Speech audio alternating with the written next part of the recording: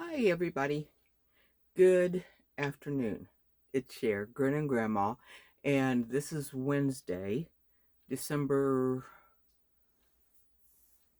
15th? December 14th. When you don't work anymore outside the home, you get your days really confused easily. Like yesterday was Tuesday, but all day it just felt like Sunday to me. So, anyway, a couple of things I wanted to kind of talk to you about and show you and tell you about, or just gab in general.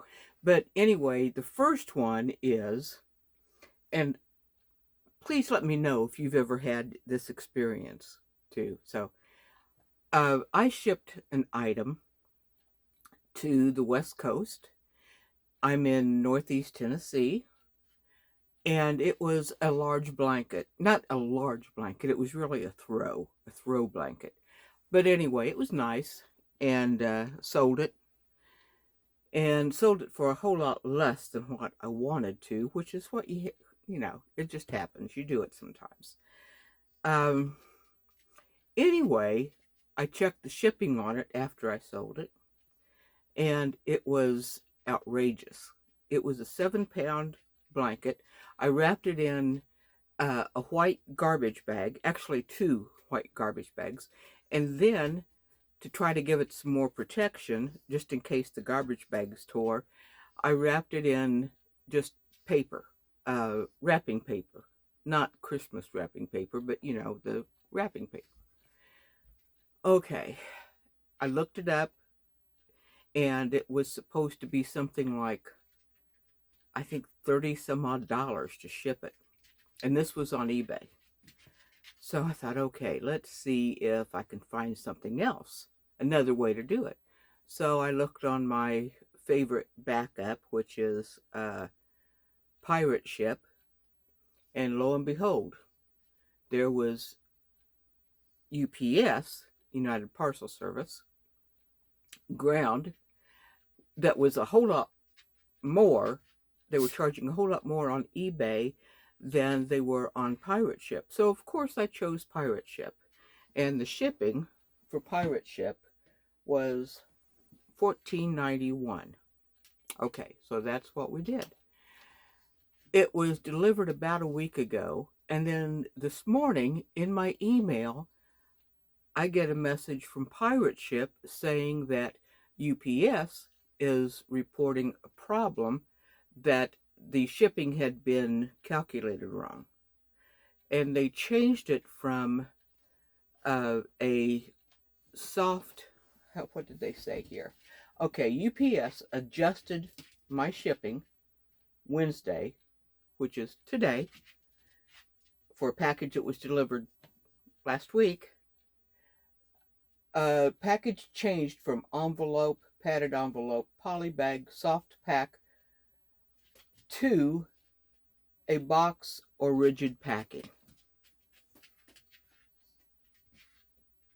Well, I don't know how in the world they got rigid packing out of a blanket that was wrapped in plastic garbage bags and then just covered in shipping paper.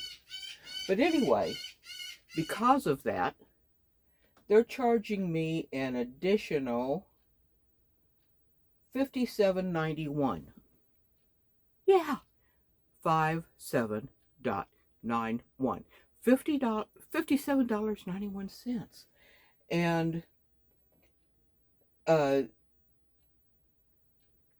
they added a delivery area, $2.50. Now I don't know why they did that, because it went to a base, a U.S. base. Uh, anyway, and the shipping charge correction was $27.75, which is more than what the shipping was originally. And the additional handling was $11.75,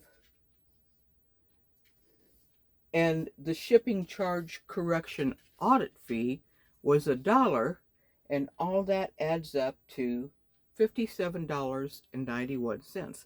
Now, I had a really, really bad experience once that I won't tell you about because it's just too lengthy with FedEx, and I vowed to never ever use FedEx again. So if I don't use UPS, I'm sorry, USPS, which is the post office, I use UPS. And I'm wishing that there was another way to ship things out now. But anyway, I did dispute it. We'll see what happens. To be continued on that one. I guess we'll just have to wait and see. So, but can you believe that? And the blanket was $40. That's what I sold it for. $40.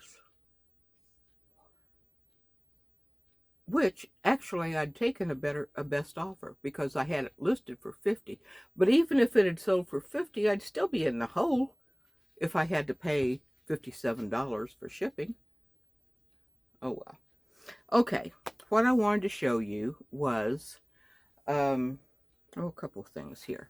First of all, a couple of things that are going to be going into the shops, into our shop booths, I should say, because people think that we own the shops. We don't own any shops.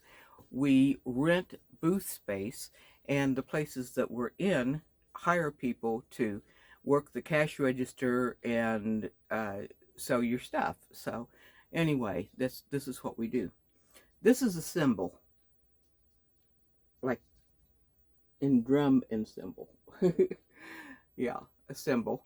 I have no idea how large it is. I don't know anything about cymbals. I don't know anything about drums. Actually, I know nothing about music in general as far as playing it. If it's not on TV or the radio, I don't know how to play music.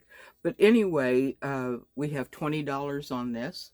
It's going to be headed to one of our booths. We have 4 booths in Johnson City, Tennessee, in the Village Antiques and Home Decor Mall.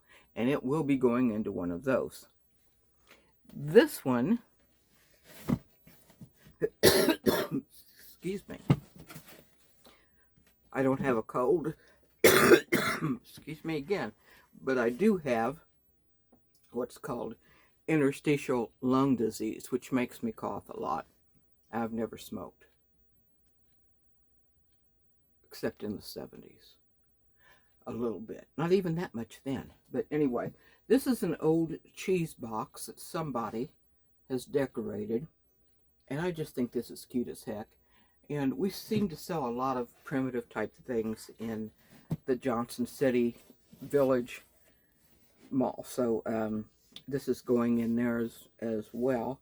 And what do I have on this? We've got $14 on this. Fair price, don't you think? It's cute. And it's large. Okay, so putting that cymbal and that along with a bunch of other items in there. And, oh, I wanted to show you this. This is a 1950s metal toy. It's a seal. And it's broken, actually. I haven't cleaned it up yet, but as you see, oh well, it's broken. The winder thing is missing from it. Let's see if I can get this thing back up here again. But it's a seal with a ball, like a circus seal, I guess. And because it doesn't wind up, the only way to really do this, maybe someone who buys it will be able to fix that winder or put a little winding key on it. But anyway, it's cute. See, little ball, little things hanging off the ball. Anyway, when it moves, it's supposed to, if I can get it to work now, the ball spins around. And the metal thing falls off of it, which is probably why they stopped making things like this. Because can you imagine some little kid making these things really go fast, and then the metal thing flying off, hitting them in the eye, forehead, whatever.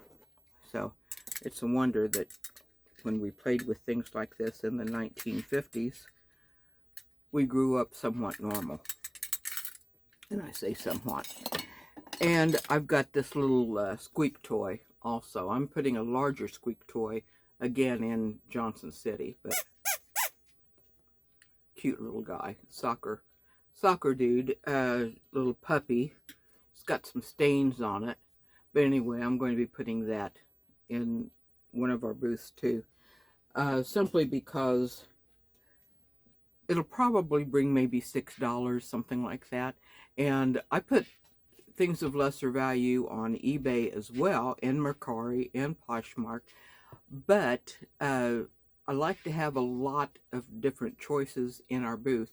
And if you look at my eBay store, you'll see that there's a lot of different choices in there as well. And, oh, here it is. This, got two things. Oh, excuse me. Okay, this is a Dusty car. It's a Cuda. And it's heavy, actually. And now in the 60s, my ex-husband and I had a 1968 Dodge RT. That thing was so fast. Oh my gosh. But anyway, we didn't keep it for that long. We had some really bad luck with it. Like, for example, he put some retreads on the back. I don't even know if those are still legal. But anyway, he put retreads on the back, and then he was this is in the 60s. He was drag racing somebody on the interstate, and one of the retreads came loose, and it flipped around the emergency brake, which caused us to flip around on the highway. We ended up on the other side going the wrong way.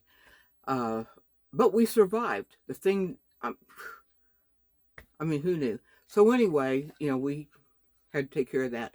And the following week, would you believe, there was a storm, and the car was parked under a tree, and a limb fell down, and it hit the passenger door and crushed it. And so we took it back to the dealership for repair. Well, the RT was gray, and it had these little specks in the paint. It was so cool. I'm telling you, it was cool. But anyway, it had these specks in the paint, and when they fixed it, they didn't paint it right. They left the specks out or something, but it looked like a checkerboard, and it just looked ridiculous. And then, I think it was the week after that, there was a lady who made a right-hand turn in front of us from the left-hand lane. So we decided to get rid of the daggone thing. I normally wouldn't say daggone. Yes, I do curse occasionally. But anyway, this is a Cuda, and it's heavy, and it doesn't have anything with it as far as like batteries or anything like that. It's marked Daimler Chrysler Corporation. And I don't know if maybe this was a model for a showroom or what it was. But anyway, I'm putting this in Bargain Hunters Flea Market and Antiques Mall in Johnson City. I just noticed my nails are terrible, but forget about it. Anyway, it's going in Johnson City's Bargain Hunters Flea Market and Antiques Mall. And I think I'll probably put about $17 or $18 on this, because I think it's a collector piece. So, and I believe it's probably about, I don't know what year it is. I'm going to guess maybe 67, something like that. I'm actually better on the muscle cars than I am the cars nowadays. Okay, and we have several of these. My husband picked them up at an estate sale, and I think they're beautiful. But I was told that these are actually, they were made to be trophies. And this one does sit on a stand, unmarked, and the bottom has felt on it. So If it's signed, I don't know that it is. But it stands, let's see, do I have? I do. Let's see, this one, I've got one online, but I've got one, but I've got several in there on different sizes. Let's see, without the stand, it's about 5.5 inches tall. With the stand, it's something like 7 inches. But like I said, it's heavy. My guess is it's probably about 4 pounds, something like that. And it's dichroic. I think that's how you pronounce it, dichroic. In that, when you look at it, each side is different. You just get a different view. And it is just so pretty. But anyway, I don't know if I'm going to put this one online like I did the other one, or one of the other ones, or if I'm going to put it in the shop. But it will be for sale for $25. So if you're interested, let me know. If you want to see others, let me know, and I'll be sure to get those out for you. So, and that's pretty much it. One reason that or one way that I try to decide what goes into the shop and what goes into eBay or the online venues, there's just so many things that go into it. Like, for example, I just sold, and you'll see this on Courtney's Bolo Buddies video sometime next month probably. But anyway, I just sold a 10-piece, see if I can get this right because I'm trying to remember exactly what I called it. It's a hand-sculpted 10-piece, shaped like a fish, by the way, 10-piece caviar set made out of mother of pearl. So, and it sold for $155, I believe. I've had it for a while, so it's something that has stayed around for longer than what I usually like for it to be. But I'm getting another call. I don't know if that's going to block us or not. But anyway, I sold it for $155. I knew it was going to be something that I'd have for a while because personally, I don't know a whole lot of people who eat who eat caviar, let alone sculpted mother of pearl fish-shaped dishes. But anyway, that sold, and I knew it would sell online just about as surely as I knew that it would not sell here locally. So that's one of the factors. If I think it's going to sell online, or if I know it's going to sell online and I'm positive it's not going to sell locally, then it's going to go online. I mean, that's kind of a no-brainer. So, I think I'm probably starting to ramble now. But anyway, that's it. I just wanted to share my experience with UPS and hope that they will reconsider and reimburse me that money. And just show you a few things about what's been going on here. And I'm really grateful to my 2 dogs because they usually are making a lot of noise. They're not now. So anyway, thanks again. Thanks for watching. I really appreciate you. I appreciate you subscribing. And if you haven't subscribed yet, if you like to go to antique shops or flea markets, or if you enjoy buying on eBay or selling on eBay, or you just wonder what in the world is going on with a 74-year-old lady, then please subscribe. I'd really appreciate it. Comment. I love to hear from everybody. Everybody. Anyway, all of you. Really like to hear from all of you. But please subscribe and share also if there's anything in the video that you think that someone else might want to know about.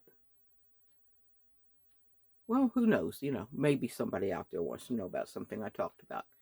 Anyway, thanks again. I appreciate your time, and God bless you. Thanks so much. Bye.